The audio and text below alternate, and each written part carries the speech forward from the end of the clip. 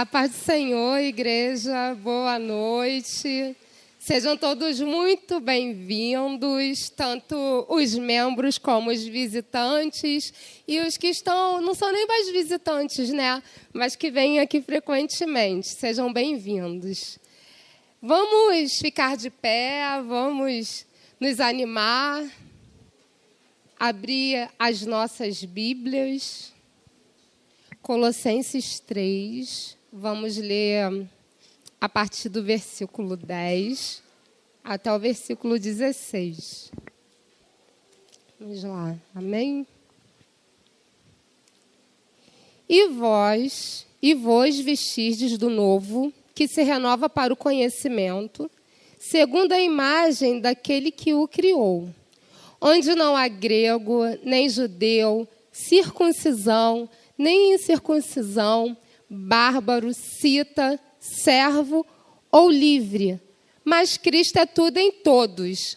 Aproveite, olha do lado assim para a pessoa e fala assim: Cristo é tudo em nós. Fala aí para o irmão do seu lado. Revesti-vos, pois, como eleitos de Deus, santos e amados, de entranhas de misericórdia, de benignidade, humildade, mansidão, longanimidade, suportando-vos uns aos outros e perdoando uns aos outros, se algum tiver queixa contra outro, assim como Cristo vos perdoou, fazei assim também. E sobre tudo isto, revesti-vos de amor, que é o vínculo da perfeição, e a paz de Deus, para a qual também fostes chamado em um corpo, dominem vossos corações e sedes agradecidos. A palavra de Cristo habite em vós abundantemente em toda sabedoria, ensinando-vos e admoestando-vos uns aos outros com salmos, hinos e cânticos espirituais, cantando ao Senhor com graça em vosso coração. Estamos aqui, somos um corpo em Cristo, não importa a denominação, estamos todos juntos com o mesmo propósito. Então, queridos, numa brevíssima introdução, nós queremos fazer um resuminho das coisas que foram faladas aqui. Parabéns à Aliança Jovem por essa iniciativa, Aliança Jovem 2015. Nós estamos falando durante todo este ano sobre os princípios básicos da reforma. E vamos situar rapidamente o contexto dessa história. Estava acontecendo lá pelos séculos 13, 14, já até no século 12 já tem história de gente que estava discutindo isso aqui, ó, a centralização do poder nas mãos do Papa, assim como a concentração de terras. Descontentamento da nobreza alemã com o poder político da igreja, crise institucional e moral pela qual passava a igreja naquele momento, e a consequência disso foi, então, monopólio religioso, político, cultural e financeiro exercido pela igreja romana é contestado. Começaram a falar, essa coisa não está boa, essa coisa não está boa. E tinha gente falando em vários países da Europa. Mas a nossa história está centralizada na Alemanha. E na figura de um personagem, um dos muitos, né, que lutaram contra essas heresias na época, né? Então, no dia 31 de outubro de 1517, vai fazer 500 anos, ano que vem, não é isso? Que um monge, né, um padre muito corajoso, muito ousado, não só discordou, como teve a coragem de dizer isso publicamente. Então, ele afixou lá na porta da igreja da cidade dele, onde ele estava trabalhando como padre, essas suas 95 teses que ficaram muito famosas.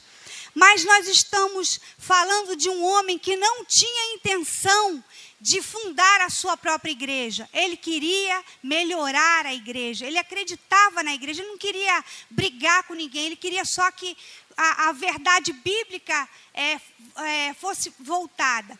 O que gerou tudo isso né, essa insatisfação, especialmente na vida de Lutero, que a gente conhece mais, porque tem filmes, tem biografias, é que ele leu a Bíblia. Depois de já monge, depois de já padre, ele nunca tinha lido o Novo Testamento. Então, quando ele começou a ler o Novo Testamento, ele se enxergou ali como um pecador e buscava um Deus que o amasse e que o perdoasse. Ele dizia, eu sou indigno, eu sou indigno, eu sou indigno. O espelho dele foi a palavra de Deus. Muito bem. Então, ele teve essa coragem, desafiou o poder da igreja, né? E então, ele não tinha noção do que isso ia gerar, do que essa sua atitude ia gerar. Mas ele pregou essas 95 teses e daí para frente houve grande discussão, batalha, mortes. E a história é complexa para a gente resumir aqui. Mas, depois de décadas dessas 95 teses, seus seguidores, né? As pessoas que continuaram as suas ideias e levaram a cabo a reforma, resumiram, então, essas 95 teses em 5 ideias principais. São as 5 ideias que reformaram o mundo. E é sobre ela que nós temos falado aqui durante todo esse ano. E nós falamos primeiramente sobre a Escritura. Sola a Escritura, somente a Escritura. Somente por meio da palavra de Deus acontece a revelação, tanto da pessoa de Deus, da vontade de Deus. O homem só pode conhecer a vontade de Deus pela sua palavra. Não é a palavra de ninguém que diga, caiu um anjo do céu aqui, me revelou, Deus quer comunicar para nós uma nova palavra. Não existe nova palavra, é a palavra de Deus. E outro ponto que nós já falamos é somente a graça. Para a Igreja Católica, todo aquele que permanecia fora da igreja estaria perdido. E, infelizmente, a gente está ouvindo isso aí por aí hoje, né? Ainda estamos ouvindo isso de algumas igrejas evangélicas. É uma pena. E a Bíblia diz, pois vocês são salvos pela graça, por meio da fé. Isto não vem de vocês, é dom de Deus, não por obras para que ninguém se glorie. E também o outro ponto, o terceiro ponto, que resume as 95 teses de Lutero, somente a fé. Vendia-se o perdão, Uma das coisas que o escandalizou na sua viagem a Roma foi a fila de pessoas comprando perdão. Comprava perdão para si, comprava perdão pelos mortos. Era um comércio, Se a gente for investigar a história, a gente vai ver por que isso. Teve uma intenção financeira importante, Se a gente olhar para Roma, a gente vê aquela basílica lá em Roma, Aquela igreja imensa, foi construída com o dinheiro das indulgências dessa época, Muito bem, mas a única obra que nos salvou foi a obra de Cristo na cruz. Então, é pela fé, somente pela fé. Também, já conversamos aqui, numa outra ocasião, que somente Cristo, sola Cristo, não há nada e nem ninguém fora de Cristo, e além dele, que possa satisfazer a Deus, A Bíblia diz isso. No encontro de hoje, nós vamos conversar sobre somente a Deus toda a glória, louvado seja Deus, é isso que nós queremos. E eu vou sugerir que esses links aqui essa apresentaçãozinha seja colocada no nosso grupo, no grupo do evento, para que a gente tenha acesso. Por que hoje nós precisamos falar sobre isso, Nós temos visto na televisão, basta ligar a televisão, ligar o rádio, a gente vê por que nós precisamos voltar a falar disso, Nós devemos nos posicionar e reagir contra essas coisas que temos visto e ouvido na televisão, no rádio, nos programas ditos evangélicos, Louvado seja Deus por essa reunião. Parabéns para quem teve a iniciativa, E nós queremos que sempre estejamos voltados para a palavra de Deus, para encontrar nela os erros, os maus feitos que ainda cometemos na igreja evangélica e possamos estar sempre em reforma. Eu gostaria de deixar com os irmãos o versículo de Romanos 12, 2, que diz: e não vos conformeis com este século, mas transformai-vos pela renovação da vossa mente, para que experimenteis qual seja a boa, agradável e perfeita a vontade de Deus. Está em Romanos 12, 2. Louvado seja Deus por esse encontro. E que Deus continue sempre nos transformando e transformando a nossa mente por meio da sua palavra. Louvado seja Deus. Muito bem, irmãos. Prazer estar aqui com os irmãos. A paz e a graça do Senhor seja com todos os irmãos das diversas igrejas aqui nessa aliança jovem, né? Coisa boa a gente ter uma aliança jovem. A gente espera que ela possa continuar aí em 2016. É preciso dar uma sacolejada aí na mocidade, né? Vicente Carvalho é a primeira, né? Assim, dar aquela sacolejada para a gente participar, para a gente se envolver, para a gente estar junto, para a gente fazer um culto como esse. E esse convívio, essa comunhão é uma coisa muito boa, né? E antigamente se praticava mais isso. Hoje é muito menos, mas que bom que essas igrejas, a Quinta, a Igreja Presbiteriana ali da Praça do Carmo, a Igreja Jesus Vive, a Igreja de Vicente Carvalho Congregacional, elas estão trabalhando nesse sentido dessa comunhão, né? E nós estamos muito felizes porque isso tem acontecido. Na medida do possível, tenho procurado estar presente. Sei que o pastor aqui também, outros, está presente nesses cultos, né? Quando eles têm acontecido. Então, a gente também procura fazer a nossa parte, né? De apoiar, de estar junto daqueles que promovem essas reuniões. Quero pedir a ajuda aqui do pastor para pedir aí um diácono seu aí, me arranja um balde d'água aí, por favor. É um balde, entende? A gente prega e bebendo água, tem que beber água, entende? O pessoal lá de Vicente já sabe. Irmão, depois dessa boa introdução aí que nós ouvimos, né? De fato, a gente está falando de uma temática que tem se consolidado, né? E eu quero ler aqui 2 versículos. O primeiro versículo está no Salmo de número 19, versículo 1. Salmo 19, 1. Esse Salmo 19, 1, ele vai nos dizer, né, essa frase aí: os céus proclamam a glória de Deus, e o firmamento anuncia as obras das suas mãos. Os céus proclamam a glória de Deus, e o firmamento anuncia as obras das suas mãos. E o outro verso que eu quero que se leia, vou pedir aí a ajuda dele. Vitor, leia para mim aí. Deuteronômio 6, versículo 4. Deuteronômio 6, versículo 4.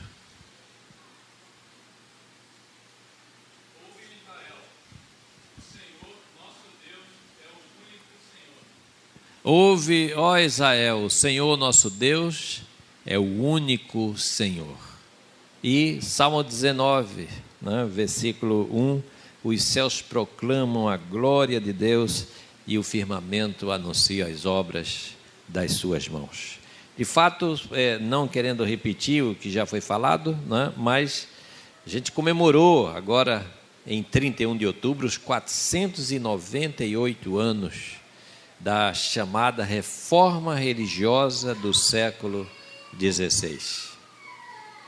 Foi um movimento que não mudou só a igreja não, mas um movimento que mudou o mundo, mudou sistemas, governos, sistemas políticos, educacionais, econômicos, né? Uma mudança ampla, né? Muito grande. O mundo inteiro sofreu os efeitos dessa reforma. Por isso que quem compreende isso está se preparando já. Pelo menos eu sei que desde 2013, 2014, já existe um movimento na Alemanha, das igrejas alemãs, se preparando para os 500 anos da reforma em 31 de outubro de 2017. Então, daqui a 2 anos, né, menos de 2 anos, nós vamos estar lembrando esse fato esses 500 anos da Reforma. Algumas igrejas no Brasil, elas também têm pensado nisso. A academia também, aqueles que estudam teologia, têm pensado nisso. O que vamos fazer para comemorar, para relembrar esses 500 anos, para lembrar desses 500 anos da Reforma? Então, alguma coisa tem que ser feita. Outras igrejas, elas já... Obrigado, minha irmã. Pois não, obrigado. O balde está ali. Isso aí, né? Que bom. Outras igrejas nem tanto, não falam tanto sobre isso. E algumas aqui querem dizer assim, eu não vou ficar citando nomes aqui de igrejas, até porque não fica bem, mas igrejas evangélicas querem dizer, nós não somos oriundos da Reforma, não é? Tem uma dessas grandes igrejas que quer dizer assim, nós viemos lá do início, nós somos lá da época de Jesus, tal. Então, enfim, né? E aí ele diz, nós não somos reformados, né? Ou seja, e aí nem gosta. Aqui no Brasil, por exemplo, é muito comum a gente ver as pessoas evitando esse nome assim. Diz assim, eu sou evangélico, não gosta de dizer assim, eu sou protestante. Eu gosto de dizer que eu sou protestante, tá? Eu particularmente.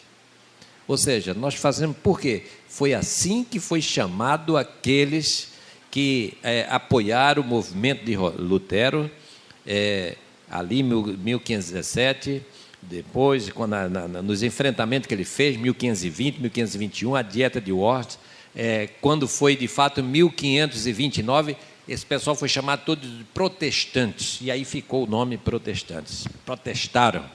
Não é? Então, quem são os protestantes? Aqueles que protestaram contra aquele estado de coisa, aqueles que se levantaram, que apoiaram Lutero. Não é? Então, esse movimento da Reforma é um movimento que se espalhou pela Europa inteira, incendiou a Europa e chegou em muitos lugares, mundo afora. Não é? Então, as igrejas protestantes hoje, elas se classificam assim, elas são luteranas, de um lado, ou então elas são igrejas reformadas. As igrejas reformadas são aqueles que se classificam como os seguidores, né, ou pelo menos aqueles que abraçaram a reforma na perspectiva de Calvino.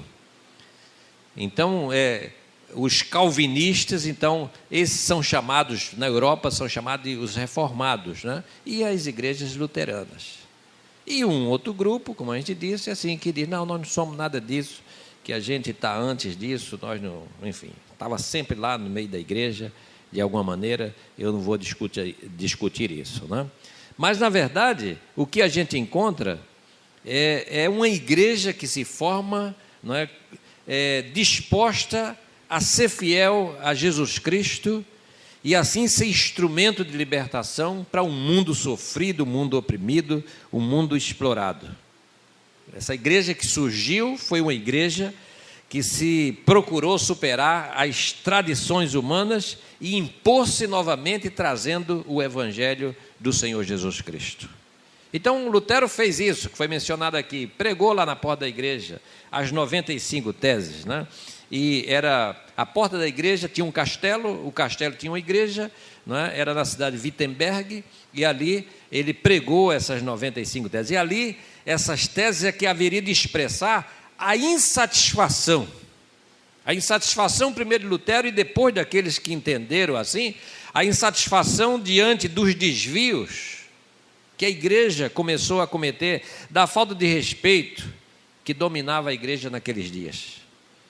Lutero, de fato, ele não queria dividir essa igreja, ele queria reformar a igreja, ele queria continuar fazendo parte da igreja, ele lutou para reformar a igreja, só que em 1521 veio a sua excomunhão, ele foi excomungado, quer dizer, 4 anos depois da reforma, e aí não tinha mais volta. Por quê? Ele foi convocado na chamada Dieta de Worms, e nessa dieta ele devia se retratar do que ele havia dito, do que ele havia falado, então exigir a retratação dele. E aí ele disse o seguinte, ele disse, olha, eu leio a Escritura e eu não encontro motivo nenhum para que eu me retrate. E entre a Escritura e o que a igreja está dizendo, eu prefiro ficar com a Escritura. E quando a gente lê a história de Lutero, é uma história impressionante, porque Lutero, quando ele estava nessa crise de exigência para ele se retratar ou não, ele era um monge agostiniano, ele tinha lá a sua cela, né, uma cela pequena, onde tinha pouca coisa, uma mesinha, uma cama, né, uma jarra com água, era apenas isso que ele tinha. Um banco, um tamborete, onde ele sentava ali. Então, ele ficava ali nas vésperas desse encontro, ele ficava caminhando de um lado para o outro, e ele orava ao Senhor na noite, ali à luz de vela, e ele orava e dizia assim: Senhor, se sou eu que estou errado, tu me mostra. Mas se é a igreja que está errada, se não sou eu que está errado, também tu me esclarece isso. Até que um dia, ele nessa peregrinação, de um lado para outro ali, né, rapidinho ali dentro da sua cela, um dia ele fazia essas orações e ia para a Bíblia, e estudava a Bíblia, e lia a Bíblia. E um dia ele bateu os olhos em cima da carta aos Romanos, e o texto que ele se defrontou naquela noite foi com Romanos 3:28. E esse texto de Romanos 3:28 é o texto que é conhecido como, ou chamado popularmente, como o estopim da reforma. Romanos 3:28 diz: concluímos, pois, que o homem é justificado pela fé, independentemente das obras da lei. Somos justificados pela fé, independentemente das obras da lei. E aí Lutero, quando leu isso na carta aos Romanos, ele disse: eu não tenho dúvida, Deus está me mostrando que a verdade é essa, não é preciso fazer absolutamente nada, né? Então, mas qual era o estopim, qual era a grande divergência que havia naquele momento? Quer dizer, havia outras questões, outras dificuldades, mas o grande problema era a questão das chamadas indulgências. E o que era isso, a indulgência? Era o oferecimento do perdão. Era a forma que a igreja da época criou para arrecadar dinheiro. A igreja sempre inventa uma coisa para arrecadar dinheiro. E aí eles inventaram e disseram: vamos fazer o seguinte, vamos oferecer a indulgência. E a indulgência é o quê? É o perdão. Eles precisavam construir aquilo que é hoje chamada Basílica de São Pedro. Aquilo uma coisa enorme, bonito, né? Mas aquilo tinha que ter todo o dinheiro no mundo para fazer uma obra daquela. E aí foi então criado esse sistema das indulgências. Em cima de quê? Em cima do texto bíblico. Eles encontravam no texto bíblico aquela expressão quando Jesus disse: eu edificarei a minha igreja, né? Mas também Jesus disse: olha, dar-te-ei as chaves, e aquilo que tu ligardes na terra será ligado no céu, aquilo que desligado na terra será desligado no céu. Então ele diz: então a igreja tem as chaves, a igreja pode ligar e desligar, a igreja pode colocar e a igreja pode tirar. E aí em cima disso inventaram as indulgências. A indulgência era o perdão.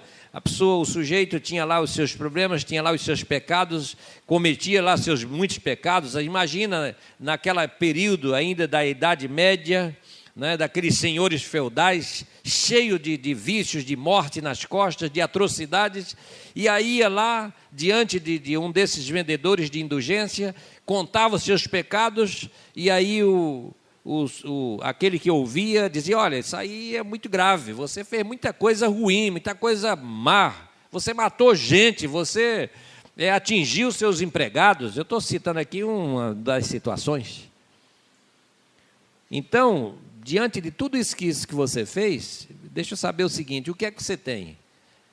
Eu tenho umas terras, né, uns acres de terra, eu tenho um gado, não sei quantas mil cabeças de gado, de ovelhas, etc. Saí dizendo que ele tinha.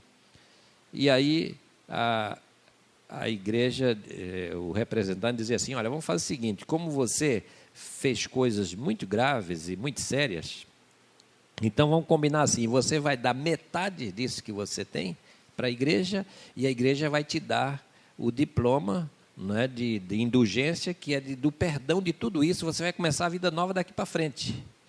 Às vezes o sujeito aceitava de rápido, às vezes o sujeito dizia assim, mas metade é muita coisa, eu sou muito rico, vou dar metade do que eu tenho. E o representante da igreja ainda dizia assim, então você que sabe, se você quiser ir com tudo essa sua riqueza para o inferno, você vai. Ou então dá metade e você se livra. A igreja ficou muito rica nesse período, com a venda das indulgências. Quer dizer, na verdade, as pessoas tinham muito medo do inferno, medo dessas coisas, medo do purgatório, medo de não ir para o céu.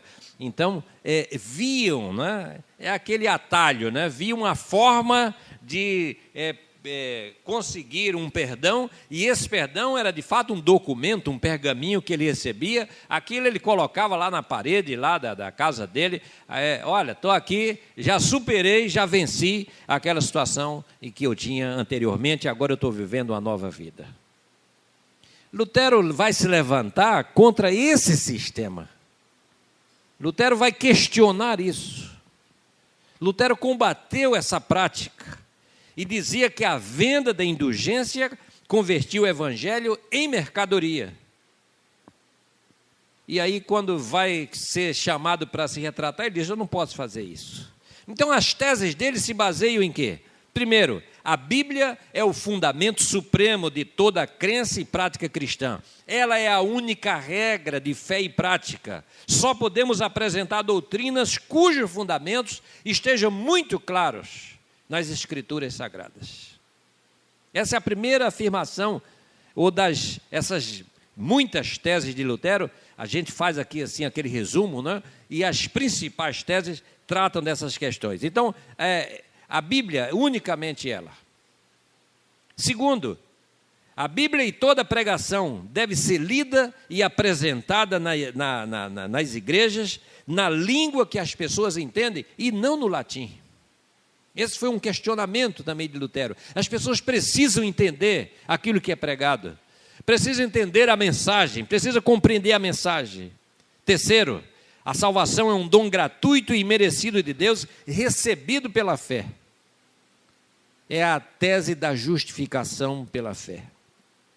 Quarto, não há distinção fundamental entre o clero e o leigo.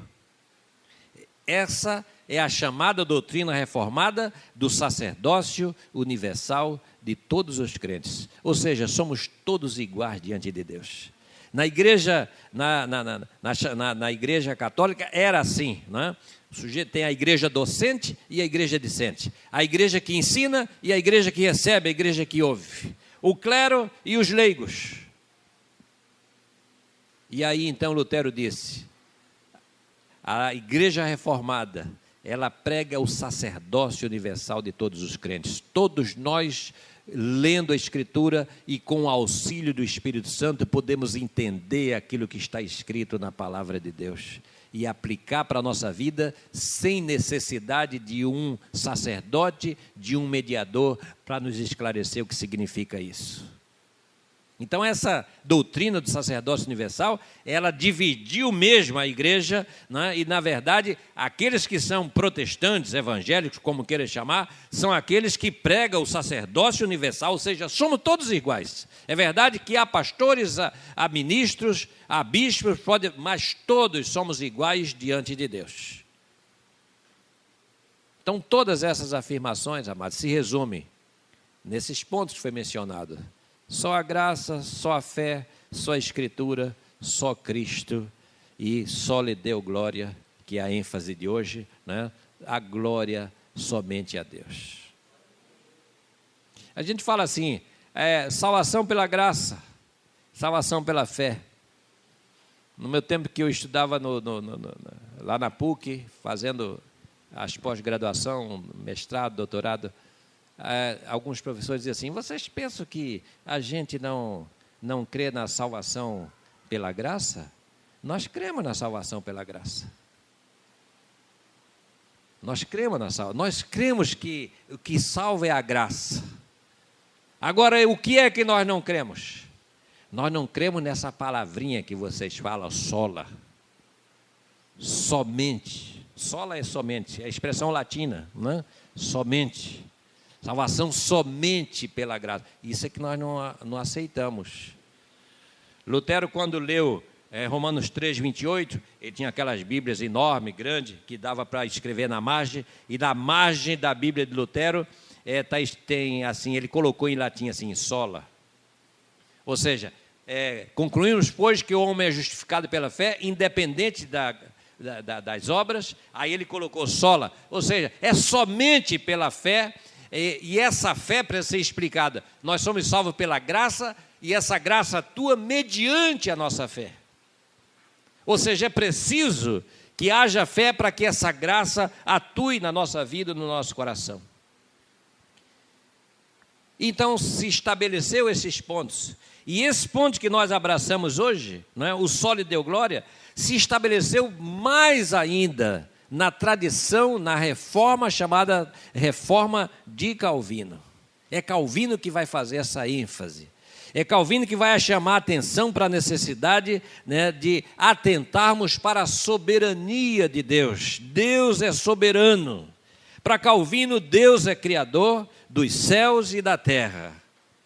E como tal, ele sustenta todas as coisas e as governa segundo o seu querer. Então, essas afirmações pretendem estabelecer a ênfase de cada reformador. Lutero, dado o seu contexto, ele enfatizava a salvação única e exclusivamente pela graça, por conta daquela situação que ele estava vivendo, da venda das indulgências, ou seja, por obra, por ação humana. Mas Calvino diz assim, devemos olhar para Deus Pai Todo-Poderoso. Devemos olhar para Ele. Ele que é propósito, Ele que é intenção, Ele que é vontade. Ele que é o Senhor, Ele que vem cheio de força e que tem todo o universo nas suas mãos e que atua poderosamente na história para realizar os seus desígnios. Portanto, a finalidade, o fim da criação, a finalidade da nossa existência é a glória de Deus. É para nos voltarmos para dar glórias a Deus pela criação, porque Ele nos fez, porque Ele fez o mundo, porque Ele fez todas as coisas. É a chamada causa teleológica, ou seja, a teleologia é aquilo que se trata da finalidade das coisas. Então ele diz a finalidade da criação, a finalidade do ser humano, a finalidade minha e sua é a glória de Deus, é dar glórias a Deus, é nos voltarmos para engrandecer o nome do Senhor. Por isso o salmista diz, os céus proclamam a glória de Deus e o firmamento anuncia, né, a sua criação. Então, para Calvino, o ponto central não está preso à questão da salvação pessoal somente, a salvação da criatura, mas a glória de Deus. Ou seja, essa Shekinah de Deus que nós cantamos aqui num cântico agora há pouco, né? Essa Shekinah, glória Shekinah, né? Então essa Shekinah de Deus é mais importante até mesmo do que a salvação de uma pessoa. Calvino dizia que a salvação da pessoa, ela pode se tornar algo egoísta. E ele diz assim, existe um elemento interesseiro às vezes na fé. Alguns buscam a igreja ou algum lugar pela satisfação pessoal, quer se satisfazer, quer se sentir bem. Então ele diz, isso é algo que, se for dessa forma, é algo egoísta.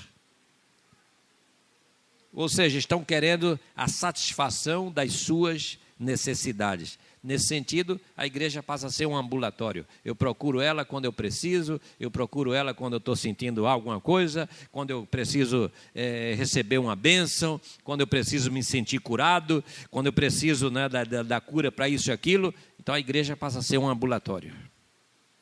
Há um outro teólogo reformado que ele afirma, né, que se nós quisermos conservar a ordem do Novo Testamento, nós precisamos dizer assim, Deus ordena e escolhe as pessoas para o seu trabalho temporal e, consequentemente, Ele prepara as pessoas para a vida eterna. Então, a gente não pode perder a noção do serviço cristão. Ou seja, Deus nos faz para a sua glória e nos faz para a sua glória significa que nós não vamos ao templo para ser feliz, mas nós vamos ao templo pela felicidade, pelo prazer de estar na presença do Senhor, Ele que é o Criador de todas as coisas. Então a glória de Deus e a santidade de Deus, ela é colocada em exposição diante de nós. Isto é um valor infinito de Deus, que é manifestado ao ser humano. E veja como Isaías fala dessa glória de Deus. Isaías, ele fala assim, olha, que santo, santo, santo é o Senhor dos exércitos, e toda a terra está cheia da sua glória. Veja como ele muda, né? Ele diz, né, santo, santo, mas ele termina dizendo assim, por isso, porque Deus é santo, a terra está cheia da sua glória. E o significado de santo, irmãos, que a gente sabe, isso os cristãos sabem de modo muito fácil, é separado do comum. Assim sendo, Deus, na sua santidade, Ele é aquele ser que é separado de tudo aquilo que é comum. E isso faz Ele ser um ser singular, infinito, como aquilo de mais precioso que pode existir. Então, ao falar da santidade e da glória de Deus, a Bíblia admite esse valor infinito que deu entrada na criação por meio da pessoa de Jesus Cristo. Brilhou assim como o Senhor, não é? Por isso, o autor do quarto evangelho, ele vai dizer assim no capítulo 1, versículo 18, ninguém jamais viu a Deus, mas o Deus unigênito que está no seio do Pai é quem o revelou. Ou seja, nós não tínhamos nenhuma condição de chegar a Deus, de encontrar Deus, de ver a Deus, de achar Deus. Ninguém acharia Deus, e a gente não acharia Deus nunca. Por quê? Porque segundo João 4,24, Deus é Espírito, e Espírito não se vê, e Espírito não se localiza. Nós nunca íamos chegar a Deus. Por isso, quando a gente lê lá no Êxodo capítulo 3, quando Deus encontra Moisés lá naquela sarça, ele diz assim, olha, Moisés, eu ouvi o clamor do meu povo, e eu desci, eu vi. É Deus que vem ao nosso encontro, amados. É Deus que nos encontra nos caminhos da vida. Não é nós que encontramos a Deus, nós somos encontrados por Ele. É Ele que vem e nos acha aqui e ali, às vezes em caminhos e às vezes em descaminhos. É Ele que nos encontra, é Ele que vai lá e nos alcança, é Ele que nos tira às vezes dos lugares onde nós não devíamos estar. É Ele que vai nos buscar, é Ele que vai nos alcançar. E Ele faz isso por quê? Pelo seu infinito amor, pela sua graça maravilhosa que vem ao nosso encontro. Então, nós encontramos essas palavras, encontramos essa afirmação sobre essa glória de Deus, esse resplendor da santidade de Deus. Jesus Cristo, Ele faz com que essa glória de Deus se torne conhecida nossa. E ela tem essa qualidade de ser uma glória infinita e de grande magnitude. Dessa maneira, nós vamos lendo a Bíblia e vamos encontrando assim, olha, Paulo diz em Efésios capítulo 1, versículo 6, a gloriosa graça de Deus que nos alcança, e a glória do seu poder, como ele diz lá em 2 Tessalonicenses, o próprio Deus glorioso, Ele é que é aquele que vem ao nosso encontro na pessoa bendita do Senhor Jesus Cristo. O autor de Hebreus, ele falando dessa representação, dessa maravilhosa graça de Deus, ele ficou sem palavras para dizer como é que isso acontece na nossa vida. E aí quando ele fala de Jesus em Hebreus capítulo 1, versículo 3, ele diz assim, olha, Jesus Cristo, Ele é o resplendor da glória, e Ele é a expressão exata do seu ser, sustentando todas as coisas na sua mão. Jesus é o resplendor da glória e a expressão exata do ser de Deus. Isso é uma coisa maravilhosa, irmãos. A Bíblia nos mostrar quem é Jesus Cristo. Por isso, quando se fala assim, não é? Cadê Deus? Aonde é que está Deus? Como o salmista diz no Salmo 14, aonde é que está Deus? Jesus Cristo é o Senhor. Jesus Cristo é Deus. A primeira pregação de Jesus, quando ele veio e começou a pregar o Evangelho, ele pregava o reino de Deus, a iminência do reino de Deus. Arrependei-vos, porque está próximo o reino de Deus. Essa foi a centralidade da pregação de Jesus. Mas quando Jesus foi assunto ao céu, Quando Jesus voltou ao céu e os seus discípulos começaram a pregar, o sentido da pregação mudou no primeiro século. Agora não era mais pregar o reino de Deus, mas agora os primeiros discípulos pregavam: Jesus Cristo, Ele é o Senhor.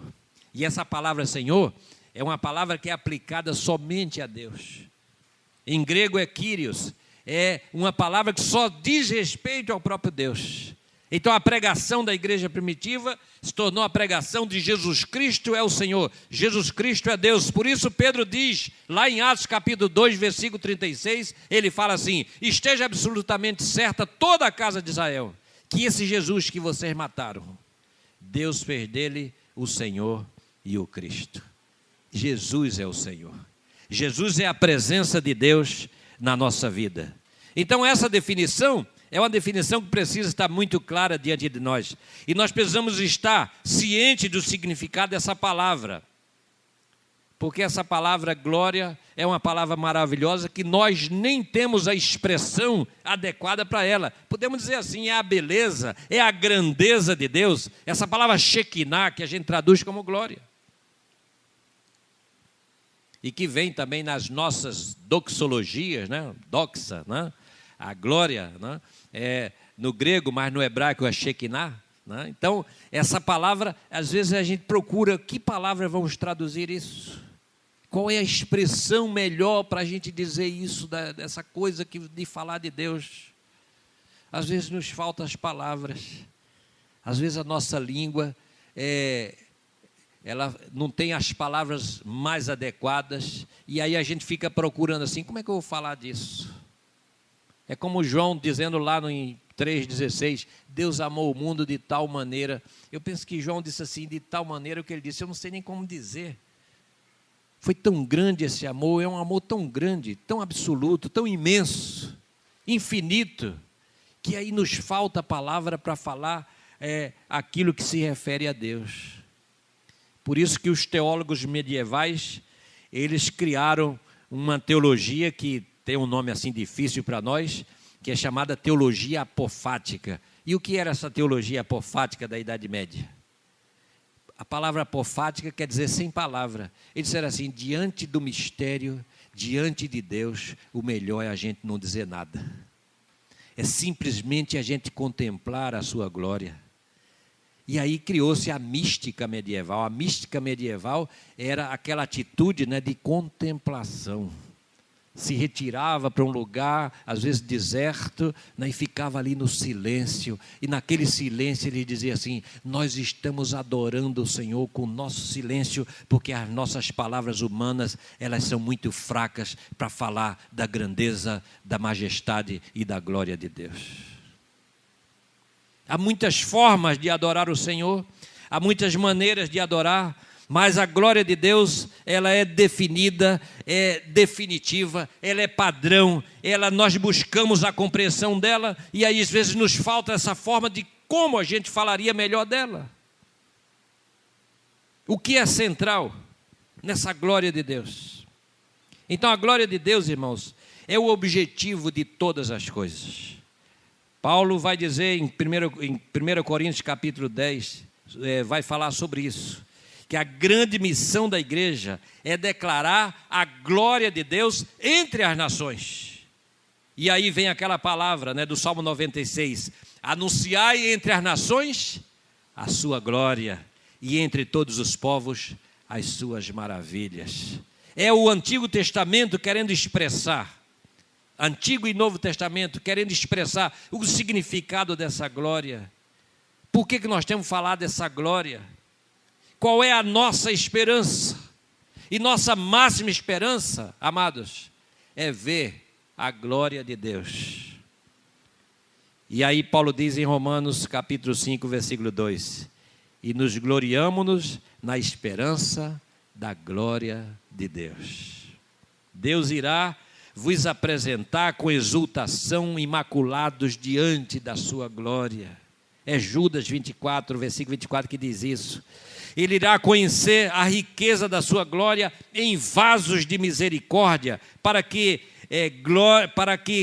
essa glória ele nos preparou de antemão. Então Jesus Cristo em toda a sua obra e na sua encarnação, ele é a revelação máxima dessa glória de Deus. João, quando escreve o seu quarto evangelho, no versículo capítulo 17, ele vai dizer assim no versículo de número 24, falando dessa glória: Pai, a minha vontade é que onde eu estou, estejais também comigo, esteja comigo aqueles que me deste, para que vejam a minha glória, glória que me conferiste, porque me amastes antes da fundação do mundo.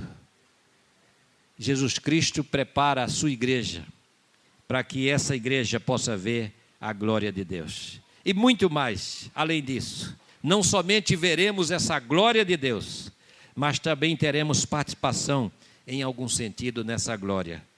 Por isso, lemos assim, 1 Pedro, dizendo, capítulo 5, versículo 1, rogo, pois, aos presbíteros que há entre vós, e eu presbítero com eles, que testemunha dos sofrimentos de Cristo, e ainda que nós somos coparticipantes da glória que há de ser revelada. Glória que ainda não foi revelada totalmente, mas há de ser revelada de uma maneira completa. E aí Paulo diz assim, e a estes que ele justificou, a esses também glorificou. Ou seja, vamos recebendo também dessa glória. Então a esperança que é verdadeiramente conhecida e estimada, ela tem um efeito decisivo na nossa vida. Por isso, meus amados, a reforma do século XVI, ela é um marco definitivo nas transformações das relações humanas. As relações entre as pessoas e as relações das pessoas diante de Deus, e isso em todas as áreas da vida. A reforma propiciou mudança econômica, política, social e religiosa. Às vezes a gente diz assim, a reforma foi uma mudança religiosa. Religiosa, sim, mas muito mais do que religiosa. Os poderes e as tradições desse mundo foram questionados e alterados porque não promoviam a vida e não revelavam e nem manifestavam essa glória de Deus, nem mostrava essa graça de Deus contida no Evangelho. Então, a reforma procurou promover a vida e fez com que o povo de Deus redescobrisse o seu valor como povo de Deus, povo que é amado, é aceito diante de Deus mediante a fé na pessoa de Jesus Cristo. Então, a reforma do século XVI, ela mudou a face do mundo, abriu o caminho para desenvolvimento, abriu o caminho para o desenvolvimento religioso, econômico, político e social. Político por quê? Porque questionou as bases do absolutismo. O sistema político da época de Lutero e até de um pouco depois, é um sistema político chamado de absolutismo. E o que significa isso? Poder absoluto na mão de uma pessoa. E os governantes diziam assim, o monarca ele tem todo o poder porque Deus também é um monarca. E essa crença em Deus como monarca, né, chamava-se monarquianismo. Deus como monarca é aquele que todo poderoso, é aquele que manda mais. E aí a própria Trindade era uma hierarquia. A Trindade era vista dessa maneira, o Pai, o Filho e o Espírito Santo. E abaixo do Espírito Santo, a igreja. Sempre nessa visão assim. É chamada de subordinacionismo. É um que manda e os outros vão obedecendo. Mas a verdadeira Trindade é uma sociedade, é uma comunhão. Quando diz assim, lá no Gênesis, que no princípio criou Deus o céu e a terra, lá antes da criação de todas as coisas, estava o Pai, o Filho e o Espírito Santo. E os três estavam conversando, não era um dando ordem no outro, mas os três conversando, e a certo momento eles disseram assim, façamos o homem a nossa imagem e semelhança. É uma conversa. E aí quando a gente vê a Trindade assim, nós vemos um diálogo, uma comunidade, uma sociedade, nós vemos três, e quem é maior? Não é maior, ninguém é maior do que nada, o Pai, o Filho e o Espírito Santo são o mesmo ser, distinto em pessoas, mas o mesmo ser, é a Trindade, é uma sociedade, é uma comunidade, é como a igreja de Cristo. Quem é maior na igreja de Cristo? Não tem maiores na igreja de Cristo. A igreja de Cristo ela é formada por servos, por pessoas, por escravos. Paulo se apresenta assim: eu, Paulo, escravo do Senhor Jesus Cristo. As nossas traduções amenizam isso, né? Nunca traz essa palavra que Paulo coloca lá no grego, doulos, escravo, mas as nossas traduções amenizam, colocam assim, servo, porque servo é mais leve. Servo é mais leve. Mas Paulo está dizendo assim, eu não sou servo, eu sou escravo, porque escravo é aquele que não tem mais vontade, senão a vontade do seu Senhor. Escravo é aquele que não decide mais. Por isso Paulo diz assim, não mais eu vivo, mas Cristo vive em mim. A minha vontade é a vontade daquele que me chamou das trevas para a sua maravilhosa luz. Então, essa é a vivência cristã. Nós vivemos e nós devemos viver esse último ponto da reforma, viver para a glória de Deus. Lutero viveu para a igreja, redescobriu a igreja, ensinou qual era o caminho para a igreja, e depois veio outros reformadores, Calvino, Zwinglio, Farel, John Knox, Wesley e tantos outros. Todos afirmaram as mesmas palavras. Deus deseja que a sua glória seja manifesta entre todo o povo. Hoje nós corremos o risco, irmãos, já estamos chegando ao final, corremos o risco de viver para a nossa própria glória. As pessoas hoje pensam assim, a minha própria glória. Pessoas que pensam mais em si mesmo do que na comunidade, no grupo. As pessoas hoje vivem, e os próprios sistemas de governo, às vezes, também levam nessa direção. Capitalismo selvagem, neoliberalismo, o que é isso? Nós não temos parceiros, nós temos competidores. Aqueles que estão do meu lado não são parceiros comigo, mas são competidores. Eu preciso vencê-los, eu preciso ultrapassar. É a lei do mais forte, é a lei do mais rápido, é a lei daquele que chega primeiro. Mas o reino dos céus não é assim. Jesus disse, aquele que quiser ser o maior, esse é que vai servir a todos os demais. E ele diz aos discípulos, eu vos dei o exemplo. E o exemplo que ele deu foi um exemplo de serviço. O ministério de Jesus é um ministério de serviço. Então, irmãos, o que é ser reformado? Implica em viver somente para a glória do Senhor Jesus Cristo.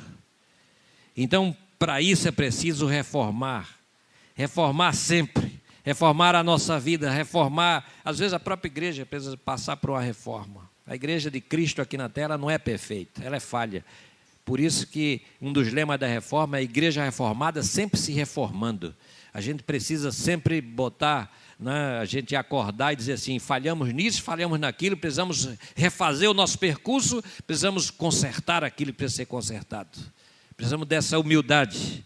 Então a igreja reformada, ela não foi reformada só no século XVI, ela precisa ir se reformando ao longo da vida, para que a gente possa continuar diante do Senhor, prontos a fazer aquilo que Ele deseja de cada um de nós. Por isso, essa última palavra, precisamos descobrir a vida gloriosa que há em viver e fazer tudo somente para a glória do Senhor, para a glória de Deus. O lema é Soli Deo Gloria, que foi lido assim em latim no tempo da Reforma. E ficou essa expressão, né? Todas essas expressões que foram lidas são expressões latinas, né?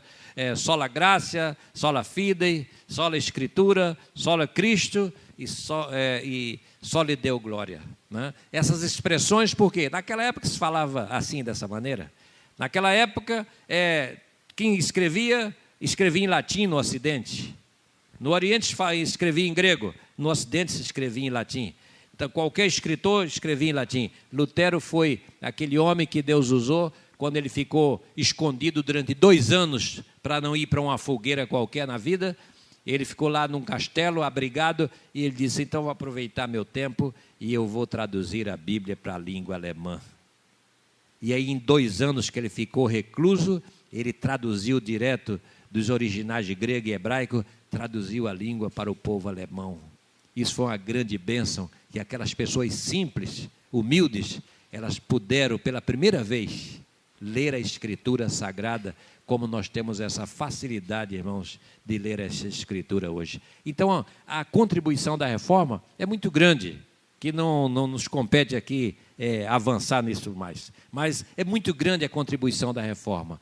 E o que fica para nós nessa noite, fechando esses pontos, né, desse estudo maravilhoso, foi feito ao longo de todo esse ano, de todos esses pontos, é que entre todas essas coisas que foi falada, nós existimos e vivemos para a glória de Deus. E como cristãos reformados, precisamos estar ensinando isso nas nossas igrejas e nas nossas comunidades. Que Deus nos abençoe. Amém. Bem, nós vamos terminar, infelizmente, né? Mas fechando com chaves de ouro, esses encontros maravilhosos, que ano que vem as mocidades estejam juntas novamente, realizando um trabalho para a glória do Senhor. Parabéns à Igreja Congregacional Vicente Carvalho, parabéns à Igreja Presbiteriana Independente e parabéns à Igreja Congregacional Jesus Vive. Queremos juntos realizar grandes feitos para a obra do Senhor. Que a vitória de vocês é a nossa vitória. Então, a nossa oração é que todos possam crescer na graça de Cristo Jesus. Amém? Ó Deus, muito obrigado, Senhor Deus, pela visão dos jovens, das igrejas, Senhor Deus, e se reunirem, Senhor Deus, para junto glorificarem o Teu nome, Senhor. Ó Pai amado, que essas três igrejas juntas possam crescer, ser para a Tua glória, Senhor Deus. É a nossa oração, é a nossa torcida, é a nossa expectativa, Senhor, para que sejamos para a Tua glória e para o Teu louvor, Senhor. Está aqui os três representantes, Senhor Deus, da mocidade. Ó Pai amado, dá a eles sabedoria, Senhor Deus, segundo a Tua graça e o Teu poder. E a nós, como pastores, possamos estar apoiando, estando do lado, Senhor Deus, vibrando junto com eles, Senhor Deus. Muito obrigado por essa vitória desse ano. Que ano que vem, Senhor Deus, tenhamos mais e mais vitória em Cristo Jesus. Nos dá, Senhor Deus, agora um retorno na Tua paz, que possamos ter amanhã um dia para Te glorificar, Senhor Deus. Nascemos para isso, Senhor. Ó Pai amado, então queremos um dia de amanhã estar sendo bênção para a Tua obra em Cristo Jesus. Aleluia e amém. E agora, com o amor de Deus Pai, a graça do nosso Senhor e Salvador Jesus Cristo, e as consolações do doce e santo Espírito de Deus repouse sobre nós e sobre todo o povo de Deus espalhado pela face da terra, hoje e para todo sempre. Amém, amém e amém. Viu que bênção? Os três pastores deram a bênção. Agora dá um abraço, o senhor veio aí. Deus te abençoe, parabéns por ter vindo, ser tu uma bênção para a glória do Senhor.